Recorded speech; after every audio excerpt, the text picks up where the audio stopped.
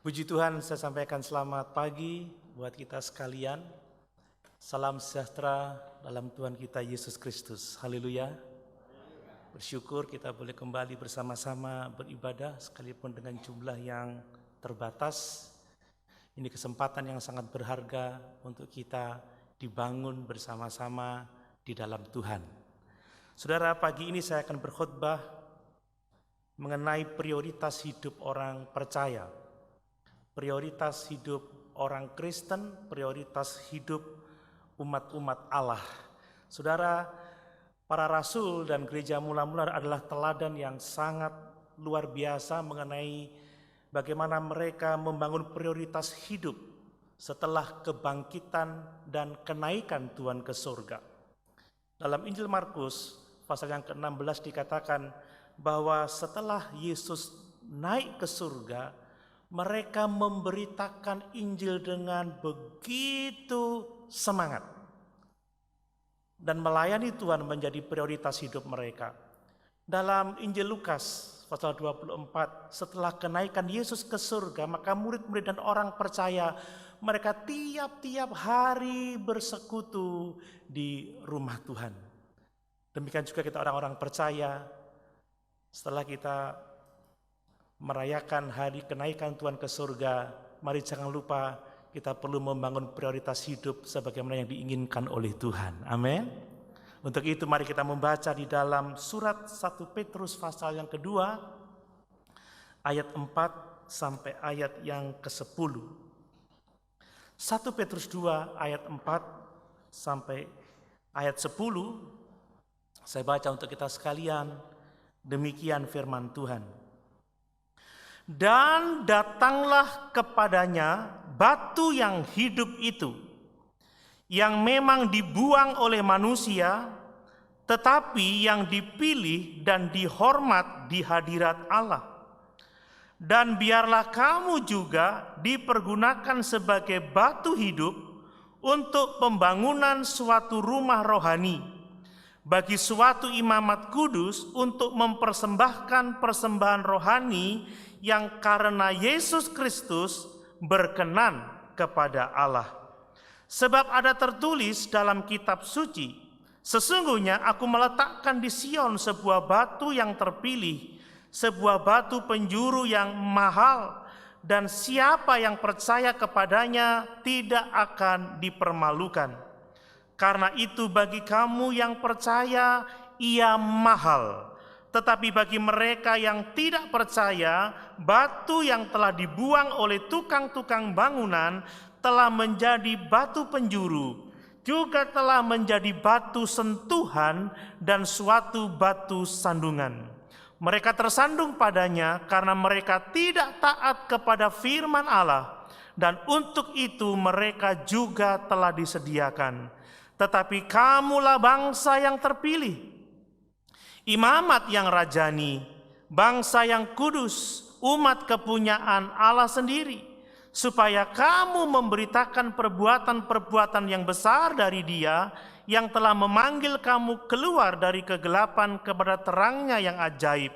Kamu yang dahulu bukan umat Allah, tetapi yang sekarang telah menjadi umat-Nya, yang dahulu tidak dikasihani, tetapi yang sekarang telah beroleh belas kasihan.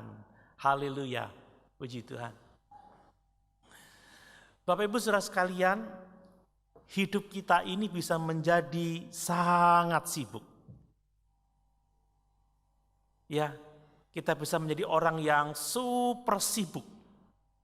Sekalipun saat-saat ini kita dianjurkan untuk lebih banyak stay at home, tinggal di rumah karena virus corona ini saudara. Tetapi harus kita akui kita selalu saja punya kesibukan, bahkan masih banyak kesibukan. Kita sibuk dengan urusan pribadi, urusan keluarga, suami, anak-anak, urusan rumah tangga, ya, pekerjaan, pelayanan juga, belum lagi hobi saudara. Waduh, yang hobinya main nge-game ini kesempatan yang luar biasa. Bisa berjam-jam bermain. Sudah mulai membuat hobi baru, tanam ini, tanam itu, kan begitu saudara. Buat kesibukan begitu banyak, belum lagi yang memang orangnya kreatif, kesempatan untuk sibuk sangat banyak sekali. Nah saudara, saya mau mengingatkan kita semua bahwa kita harus waspada saat kita ditekan oleh berbagai macam kesibukan, kita mudah melupakan apa yang seharusnya menjadi prioritas hidup kita sebagai orang-orang yang percaya kepada Tuhan. Seringkali kita melakukan apa yang mendesak, apa yang kita suka, tetapi bukan apa yang penting, apa yang berguna. Nah, kita harus waspada untuk itu.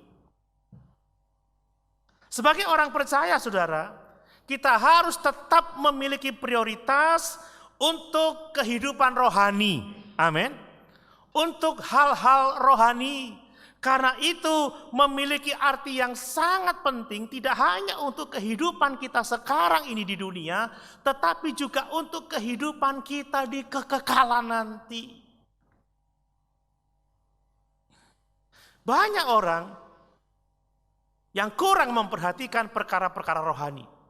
Waktu beribadah, waktu doa, waktu membaca kitab suci, waktu melayani. Bahkan kalau toh kita memberi waktu untuk hal-hal itu, porsinya sedikit sekali. Makanya kalau nyanyi tentang persembahan kan, persembahan kami sedikit sekali. Persembahan gak menyangkut hanya uang, waktu untuk Tuhan sedikit. Waktu untuk doa sedikit, waktu baca Alkitab sedikit, waktu kebaktian sedikit. Apalagi kondisi seperti ini, pulsa mahal, kebaktiannya sedikit. Begitu. Tapi itu hal-hal yang lain, saudara, tanpa terasa ada banyak yang kita beri untuk sesuatu yang tidak terlalu penting, hanya yang mendesak bagi kita dan hanya yang kita sukai. Makanya harus waspada untuk kita tidak kehilangan prioritas dalam hidup ini. Apalagi di masa-masa tekanan yang kita hadapi seperti sekarang ini, saudara. Krisis akibat pandemik virus corona ini, saudara. Kita selalu mengutamakan yang mendesak, kebutuhan-kebutuhan yang sangat mendesak, tetapi lupa yang penting. Kita ke pasar berani berdesak-desakan, ke gereja mikir panjang. Padahal protokolnya luar biasa ketat. Ya, tidak ada orang yang bilang, aduh aku butuh ke gereja terpaksa aku datang, nggak ada. Yang ada aku butuh ke pasar terpaksa aku datang sekalipun rame kan begitu. Tapi nggak ada dorongan yang kuat untuk sesuatu yang penting, sesuatu yang bernilai kekal. Ini yang harus kita waspadai. Amin, saudara. Nah, surat yang kita baca ini ditulis oleh Petrus kepada orang-orang yang hidup di bawah tekanan. Bukan karena kesibukan, tetapi karena aniaya, saudara. Dan ini juga bisa menghancurkan prioritas dalam hidup. Mereka tersebar di kota-kota, di daerah-daerah yang tidak menerima Yesus, yang tidak percaya, yang menganiaya mereka. Ini bisa membuat mereka melupakan prioritas yang sesungguhnya. Dan tidak jarang tekanan membuat kita mengalami pertikaian.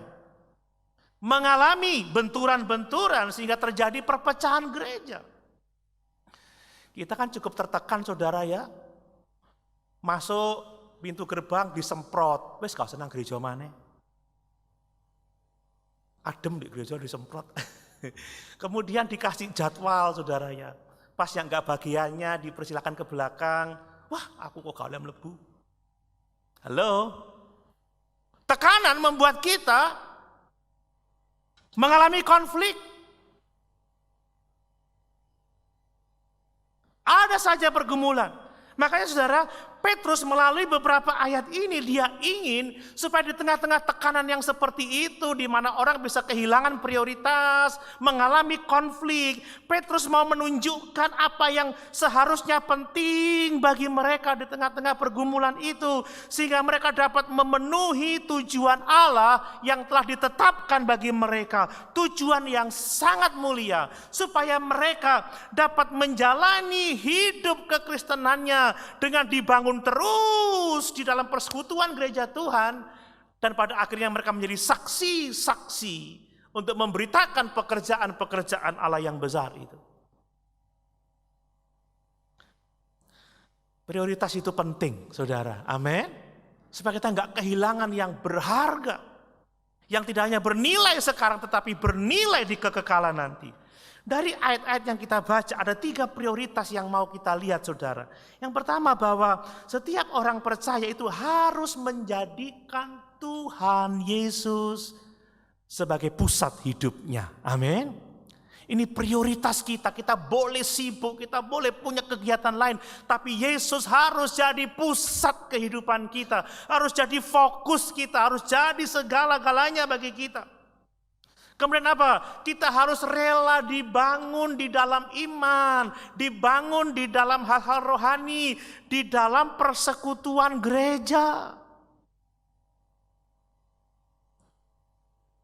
Karena gereja adalah persekutuan orang-orang percaya. Amin. Dan yang ketiga, saudara, kita harus mau menjadi saksi bagi Tuhan kita Yesus Kristus. Memberitakan pekerjaan-pekerjaannya yang besar kepada orang-orang yang ada di sekitar kita. Ini prioritas kita. Dan prioritas ini adalah rangkuman dari perintah agung Yesus Kristus untuk kita mengasihi Tuhan dan mengasihi sesama. Ini rangkuman dari amanat agung Tuhan Yesus Kristus untuk menjangkau dan memuridkan jiwa-jiwa yang terhilang. Kalau kita berpegang kepada 3 hal ini, saudara, menjadikan Kristus yang terutama dalam hidup kita, mau dibangun di dalam persekutuan tubuh Kristus, rela dibangun, bersedia dibangun, dan kalau kita mau menjadi saksi bagi Tuhan setiap hari, kita akan terjaga dalam hal-hal yang penting, sekalipun kita ditekan dengan kesibukan, ditekan dengan aniaya, ditekan dengan krisis, ditekan dengan penderitaan apapun juga. Amin. Jangan kehilangan apa yang penting, supaya kita tidak menyesal di kemudian hari. Mari kita melihat ketiga hal itu, prioritas itu. Saudara, apa yang Petrus jelaskan dari ayat-ayat ini. Yang pertama, saudara, prioritas yang pertama, kita sebagai orang percaya harus menjadikan Tuhan sebagai pusat hidup kita. Yesus harus menjadi pusat hidup kita. Amin. Setiap orang percaya harus menjaga supaya di tengah-tengah kesibukannya, di tengah-tengah tekanan yang dia hadapi, matanya tetap tertuju kepada Tuhan. Saudara boleh banyak kegiatan, tetapi mataku tertuju padamu. Amin, saudara. Pada Yesus. Ini prioritas kita yang sangat penting. Hubungan kita dengan Tuhan Yesus harus menjadi pusat dari semua apa yang kita kerjakan. Baik secara pribadi maupun sebagai jemaat. Saudara, saya berkhotbah karena Yesus. Saya tidak marah karena Yesus. Saya tidak melakukan yang jahat karena Yesus telah menebus saya dari segala dosa dan kejahatan saya. Saya memberi karena Yesus menjadi teladan dan memerintahkan itu bagi saya. Ini yang dimaksud dengan Yesus, atau hubungan kita dengan Yesus menjadi pusat dari semua yang kita lakukan. Apapun yang kita kerjakan, yang kita pikir, yang kita katakan, yang kita buat, itu berdasarkan siapa Yesus dan apa yang telah Dia lakukan untuk kita. Amin. Mungkin ketika kita lagi jengkel karena kita nggak dapat yang kita inginkan, oh Yesus sudah mati bagiku. Yesus pasti punya rencana yang indah, kita nggak jadi marah-marah. Amin, saudara. Saat hari-hari ibadah, oh Yesus sudah menebus aku, menyelamatkan aku, menjadikan aku bagian dari tubuhnya, aku harus datang karena Yesus. Jadi Dia menjadi dasar dari segala sesuatu yang kita lakukan. Apapun yang kita kerjakan harus berdasarkan siapa Yesus dan apa yang telah Dia kerjakan bagi kita. Makanya Yesuslah alasan kita hidup. Amin. Saya harap kita semua di sini bukan karena jadwal, Tapi karena tahu Yesus sudah menyelamatkan kita, dan karena kita tahu apa yang telah Dia kerjakan untuk kita. Amin, saudara. Itu yang harus kita perhatikan. Kalau Tuhan tidak menjadi pusat kehidupan kita, maka kita telah keluar jalur, saudara. Kita tidak hidup di jalan Tuhan. Kalau kita tidak sungguh-sungguh mengabdi, tidak sungguh-sungguh melayani atau kurang dalam melayani Tuhan, kita tidak terhubung dengan gereja Tuhan. Karena kita dipanggil untuk saling melayani seorang akan yang lain. Tapi semua yang kita kerjakan harus dibangun di atas dasar relasi dengan Tuhan. Ingat teguran Tuhan Yesus kepada jemaat di Efesus dalam Wahyu pasal 2 ayat 1 sampai yang ke-7. Mereka bekerja keras, mereka melayani, mereka tahan dalam pencobaan, mereka punya ajaran yang sehat. Tapi Tuhan berkata apa? Namun demikian aku mencela engkau karena engkau telah meninggalkan kasihmu yang semula. Kenapa? Mereka melakukan tetapi tidak di dalam relasi yang benar dengan Tuhan. Hubungan kita dengan Yesus, kasih kita dengan Yesus harus menjadi pusat kehidupan kita. Dan itu menjadi dasar dari semua apa yang kita kerjakan. Apapun yang kita lakukan, alasannya Tuhan Yesus. Amin. Saya mengasihi istri, anak-anak karena Yesus telah menebus saya dari hidup yang sia-sia. Dan Dia memerintahkan saya untuk mengasihi keluarga saya. Apapun yang kita lakukan harus dibangun di atas dasar relasi kita dengan Tuhan. Pertanyaannya, bagaimana kita bisa tetap fokus pada Tuhan? Bagaimana supaya kita tetap menjaga Yesus menjadi yang utama, yang terutama? Amin, saudara. Bagaimana Yesus menjadi pusat kehidupan kita? Petrus menunjukkan, saudara, bagaimana Yesus bisa tetap menjadi pusat kehidupan kita. Di antaranya adalah dengan terus datang kepada Tuhan Yesus dan dibangun terus di dalam Dia. Amin. Terus datang kepada Yesus. Saya baca ayat yang keempat bagian pertama. Dan datanglah kepadanya. Kalau kita mau Yesus tetap menjadi pusat hidup kita, maka terus datanglah kepadanya. Datanglah kepada Yesus. Saudara, kita sudah datang kepada Yesus saat pertama kita menerima Injil, mendengar firman kebenaran dan beroleh keselamatan. Tetapi datang di sini tidak berbicara tentang waktu pertama kita bertobat, waktu pertama kita menerima Yesus, tetapi datang dalam pengertian terus menerus, berulang-ulang kali. Kita datang setiap hari untuk membangun persekutuan dengan Dia. Kita datang setiap hari untuk dibangun di dalam Kristus. Amin. Berapa kali saudara tiap hari datang membangun persekutuan dengan Tuhan yang intim. Memang setiap hari kita kontak dengan Dia, tapi punya waktu khusus dengan Tuhan. Berdoa, membaca Alkitab, beribadah, terus datang untuk apa? Membangun persekutuan dengan Dia, untuk dibangun di dalam Dia. Kalau kita sudah tidak punya waktu untuk datang kepada Tuhan, kita akan kehilangan fokus, saudara. Datang kepada Tuhan setiap hari. Amin. Bangun persekutuan dengan Dia. Bercakap-cakap dengan Dia di dalam doa. Merenungkan firman-Nya. Beribadah seperti sekarang ini. Mendengarkan pengajaran firman Tuhan. Menyanyi, memuji Tuhan. Datang setiap saat, datang setiap waktu. Kalau porsi kita datang kepada Tuhan hanya kecil, jangan-jangan kita keluar jalur, saudara. Kita tidak dalam persekutuan yang benar dengan Tuhan. Berapa banyak orang menghabiskan waktu untuk Tuhan? Kalau 10% hidupmu tidak untuk Tuhan, itu pun terkecil. Jangan-jangan kita sedikit saja. 24 jam, adakah 2,5 jam untuk Tuhan tiap hari? Kalaupun itu 10%. Kita yang tahu keadaan kita masing-masing. Amin. Datang kepada Tuhan, dan Petrus menyebut Dia sebagai batu hidup, dan datanglah kepadanya batu yang hidup itu. Saudara, Kristus adalah batu yang hidup, berbicara bahwa dia adalah fondasi yang kuat bagi kita untuk membangun kehidupan kita di dalam iman dan keselamatan. Amin.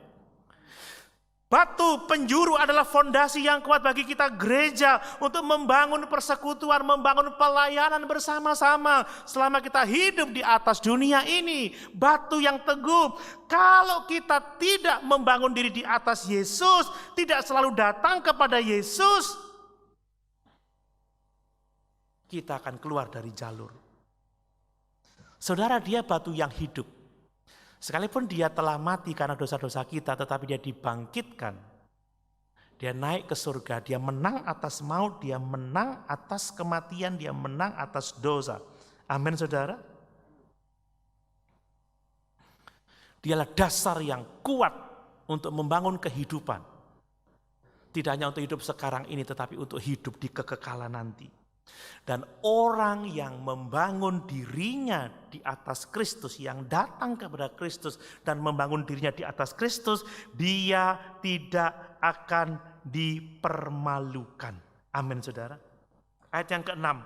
Sebab ada tertulis di dalam kitab suci, sesungguhnya aku meletakkan di Sion sebuah batu terpilih, sebuah batu penjuru yang mahal, dan siapa yang percaya kepadanya tidak akan dipermalukan, tidak akan kecewa, saudara. Dia telah bangkit, menang atas maut, menang atas dosa, menang atas neraka. Dialah yang menciptakan kehidupan, yang memberikan kehidupan. Dia sanggup memberikan kehidupan rohani kepada kita. Dia sanggup memberikan kehidupan yang kekal kepada kita. Kita nggak akan kecewa, kita nggak akan dipermalukan. Amin, saudara. Dan kalau dia adalah batu yang hidup, artinya kekristenan bukan sekedar agama yang melaksanakan ritual-ritual mati, tetapi kekristenan adalah hubungan yang intim, hubungan yang dekat dengan dia, di mana kita hidup dibangun di atas dia, memuliakan dia, menjadi saksi yang baik untuk kemuliaannya. Ada banyak orang-orang pergi ke gereja tetapi tanpa relasi dengan Tuhan. Sehingga banyak orang yang berseru-seru Tuhan, Tuhan, tetapi tidak dikenal oleh Tuhan. Dia hidup, berarti kekristenan itu adalah relasi dengan Allah yang hidup, komunikasi, persekutuan, dan ini penting bagi setiap orang yang percaya kepadanya. Amin. Amin. Kita harus datang dan dibangun di atas Kristus. Bagaimana kita datang dan dibangun di atas Kristus? Hanya melalui iman. Amin. Melalui iman. Kalau kita percaya kepada Yesus, kita harus melepaskan kepercayaan kepada diri kita sendiri, kepercayaan kepada kekuatan kita sendiri, karena terkutuklah manusia yang mengandalkan kekuatannya sendiri, yang memandalkan manusia, tetapi diberkatilah orang yang mengandalkan Tuhan. Amin.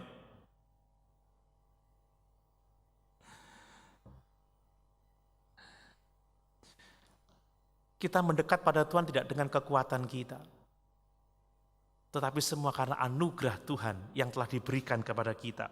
Nah, setelah kita percaya, kita harus mencari segala sesuatu apa yang Tuhan sediakan bagi kita untuk kita terus dibangun. Itulah firman Allah, itulah kebenaran. Jangan sampai kita tersandung karena kita tidak taat kepada firman. Ayat yang ke-8.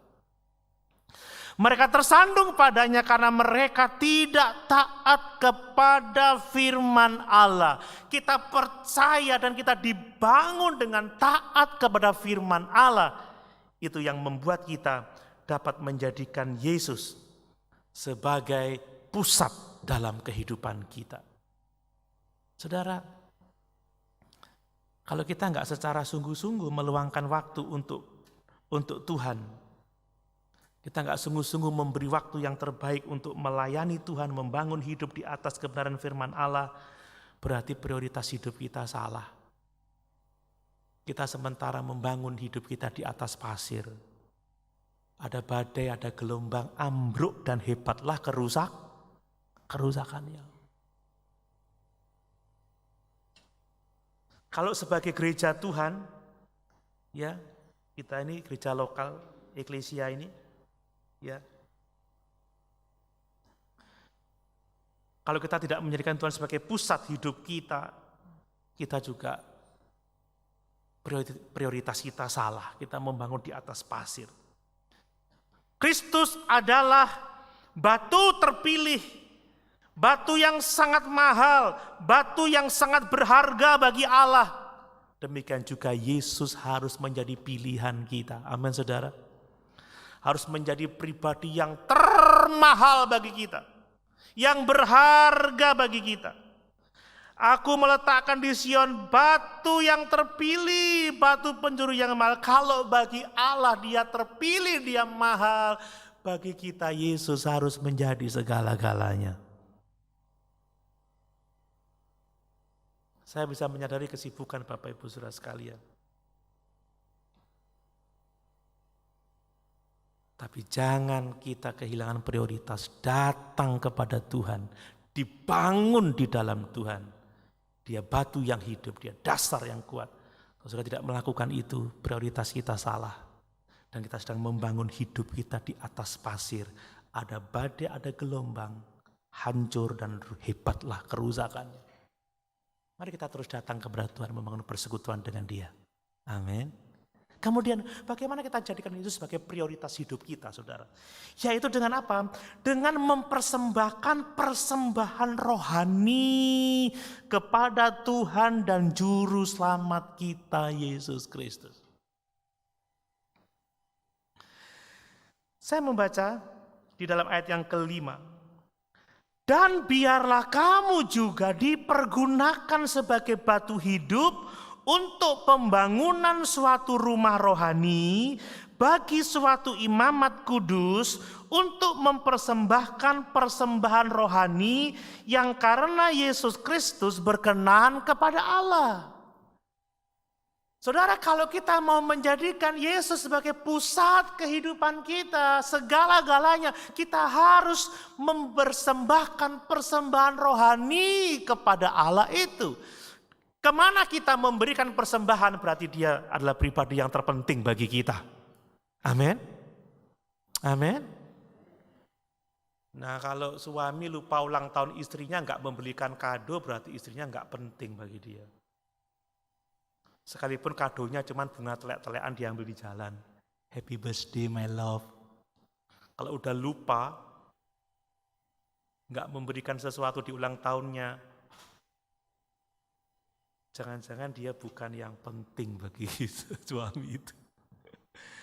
Kalau orang sudah tidak lagi mempersembahkan persembahan rohani bagi Tuhan, pelit bagi Tuhan, dia nggak mungkin hidupnya berfokuskan pada Tuhan. Amin. Amin. Saudara, coba kalau sudah ini perayaan hari besar Idul Fitri ini, saudara pasti ngasih ucapan selamat ke orang-orang yang saudara anggap penting. Iya Pak ya.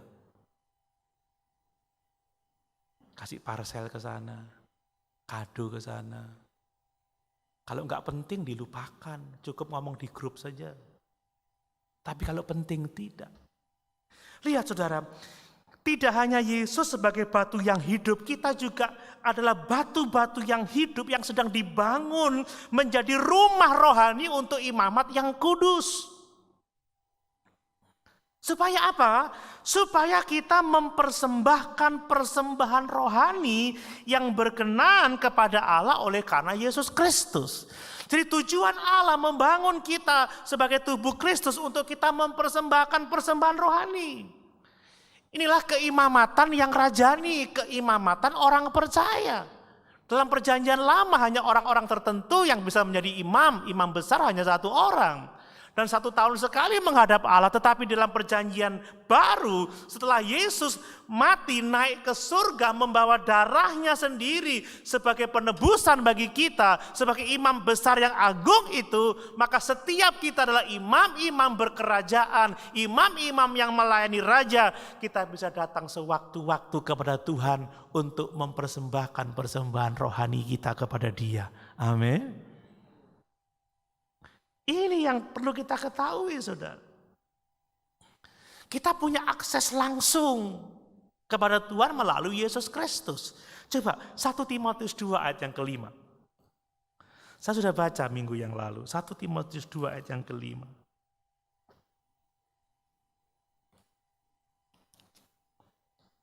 Karena Allah itu Esa dan Esa pula dia yang menjadi pengantara antara Allah dan manusia, yaitu manusia Kristus Yesus. Amin.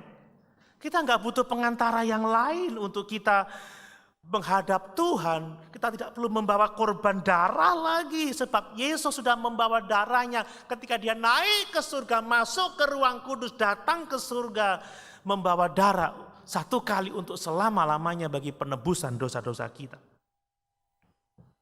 Kita nggak bawa korban darah lagi kepada Yesus, tetapi kita bisa membawa persembahan-persembahan rohani lainnya.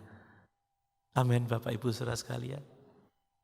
Apa sih persembahan-persembahan yang kita dapat persembahkan kepada Tuhan? Yang pertama-tama adalah tubuh kita, saudara. Roma 12 ayat 1. Roma 12 ayat 1.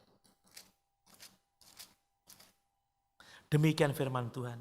Karena itu saudara-saudara, demi kemurahan Allah aku menasihatkan kamu, supaya kamu mempersembahkan tubuhmu sebagai persembahan yang hidup, yang kudus dan yang berkenan kepada Allah. Itu adalah ibadahmu yang sejati. Jadi salah satu persembahan rohani yang kita bawa kepada Allah yang berkenan kepadanya oleh karena Kristus adalah mempersembahkan tubuh kita ini, saudara. Tubuh yang hidup, tubuh yang kudus, tubuh yang berkenan kepada Allah. Apa maksudnya? Bahwa apapun yang kita kerjakan, apapun yang kita lakukan, hanya satu tujuannya, untuk kemuliaan Allah dan Bapa kita, Tuhan Yesus Kristus. Amin. Saudara, melakukan apapun untuk kemuliaan Tuhan itu persembahan rohani. Dan itu membuat hidupmu tetap fokus pada Tuhan. Apapun yang kita lakukan, lakukanlah untuk Tuhan. Amin, saudara. Apa saja. Bapak Ibu sibuk, biar Tuhan dipermuliakan. Kita lakukan apa saja. Suami bekerja keras untuk kebahagiaan rumah tangganya, lakukan itu untuk Tuhan. Karena memang Tuhan menghendaki supaya suami mengasihi keluarganya seperti Kristus mengasihi kita semua. Amin. Apa saja, berkorban, melakukan ibadah, lakukan untuk Tuhan. Apapun itu, lakukan untuk Tuhan.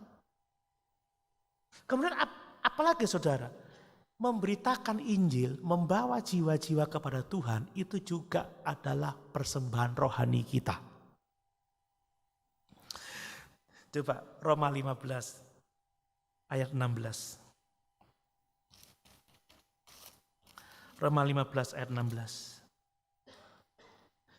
Yaitu bahwa aku boleh menjadi pelayan Kristus Yesus bagi bangsa-bangsa bukan Yahudi dalam pelayanan pemberitaan Injil Allah, supaya bangsa-bangsa bukan Yahudi dapat diterima oleh Allah sebagai persembahan yang berkenan kepadanya, yang disucikan oleh Roh Kudus. Persembahan kita adalah jiwa-jiwa di mana kita memberitakan firman, di mana kita memberitakan kebenaran, memberitakan Yesus, sehingga mereka dibawa kepada Allah sebagai persembahan yang berkenan, yang disucikan Roh Kudus.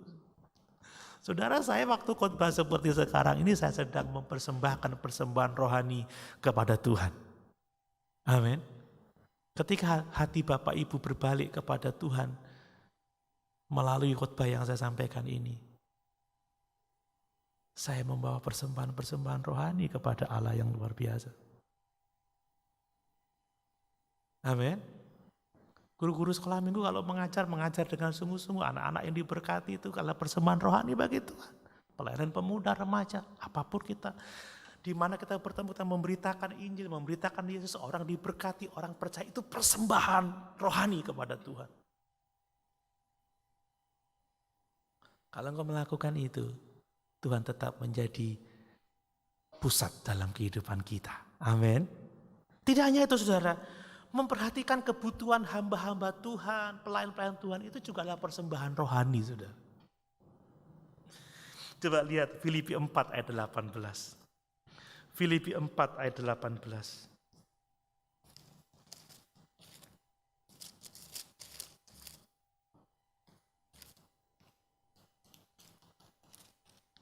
Baca dengan teliti ayat-ayat itu, 4 ayat 18.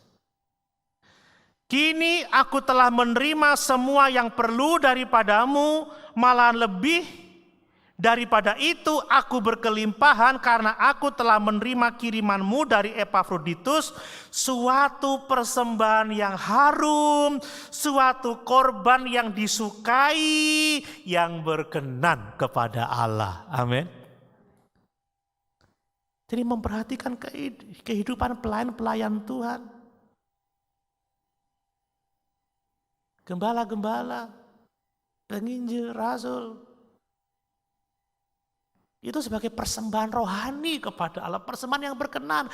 Aku telah menerima daripadamu tidak hanya cukup tapi lebih. Dan itu sebagai persembahan yang harum, suatu korban yang disukai dan yang berkenan kepada Allah.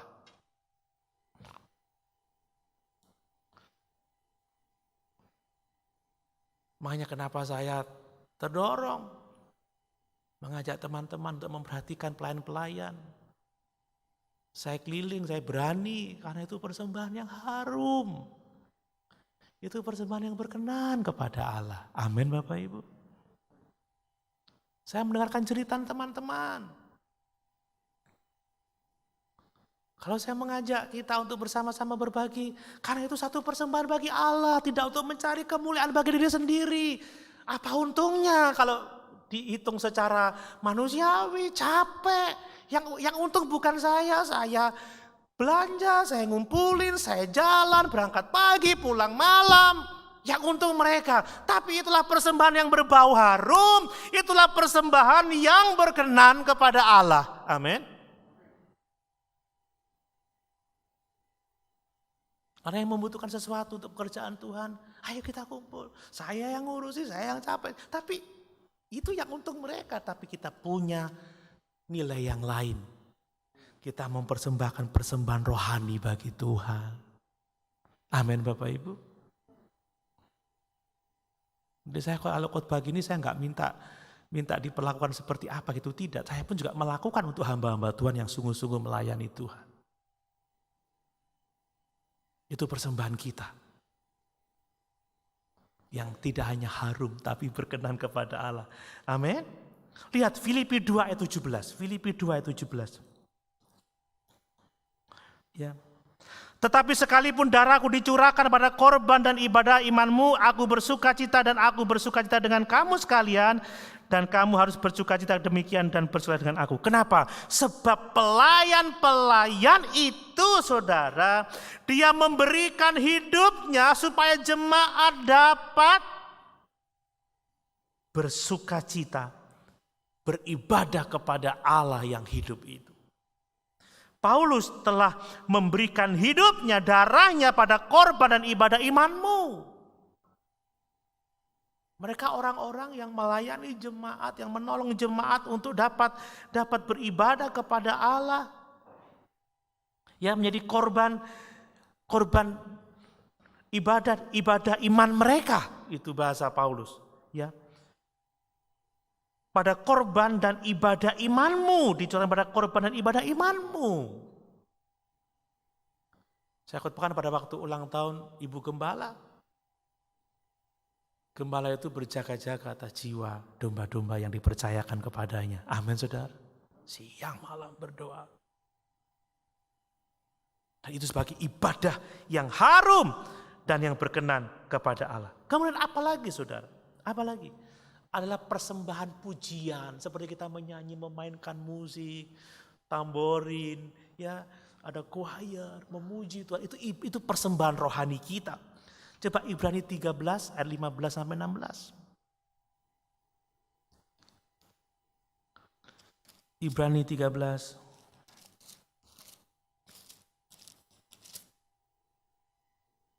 ayat 15 sampai 16. Sebab itu marilah kita oleh Dia senantiasa mempersembahkan korban syukur kepada Allah, yaitu ucapan bibir yang memuliakan namanya. Dan janganlah kamu lupa berbuat baik dan memberi bantuan, sebab korban-korban yang demikian berkenan kepada Allah. Amin. Ini persembahan rohani kita, saudara. Mempersembahkan korban syukur, memainkan musik sebagai korban syukur, memainkan tamborin choir sebagai korban syukur kepada Allah. Saudara, apa ucapan bibir yang memuliakan Dia? Kalau sudah nyanyi-nyanyi pujian pasti memuliakan Tuhan. Amin. Ini persembahan rohani kita.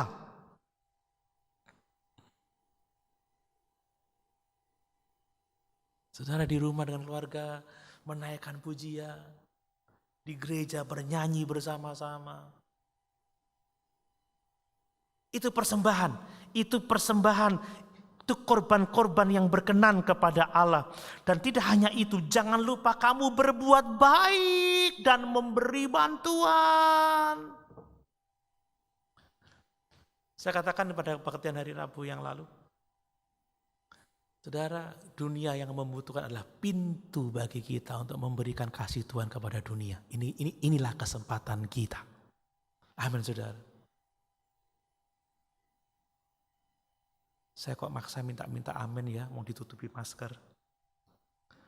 Yang lain kan di rumah juga, nggak bisa FaceTime. Lupa kalau ini live streaming juga. Memberi bantuan, ini kesempatan kita, ini waktu kita. Kalau orang nggak punya sabun, kasih sabun apa saja. Sabun yang murah sekalipun, puji Tuhan, terima kasih. Tapi kalau stok sabunnya sak lusin dikasih sabun, aku masih punya banyak. Apalagi yang sabun yang murahan. Kalau begini ini saudara, jangankan capcay saudara. Nasi tempe sambal aja orang suka menerimanya. Amin.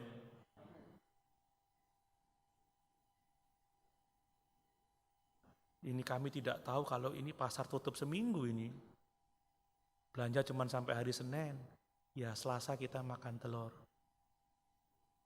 5 hari pakai telur, mudah-mudahan tidak bisulen.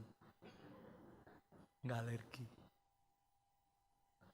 Tapi kalau sudah nggak ada apa-apa jadi makan, saudara. Ini kesempatan kita, ini pintu terbuka untuk kita melayani orang-orang di sekitar kita.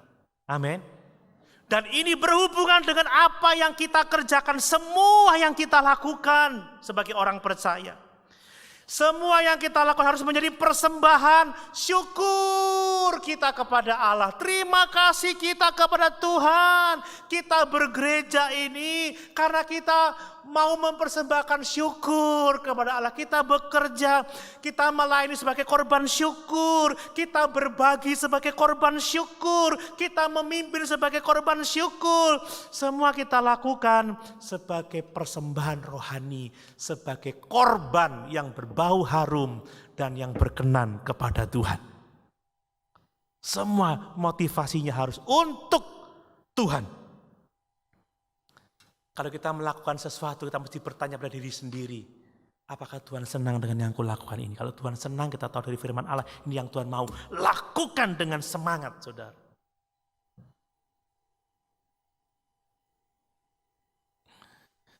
Maka dengan begitu, hidup kita akan tetap berfokus pada Tuhan. Hanya dengan datang kepadanya. Datang kepada Tuhan, batu yang hidup itu.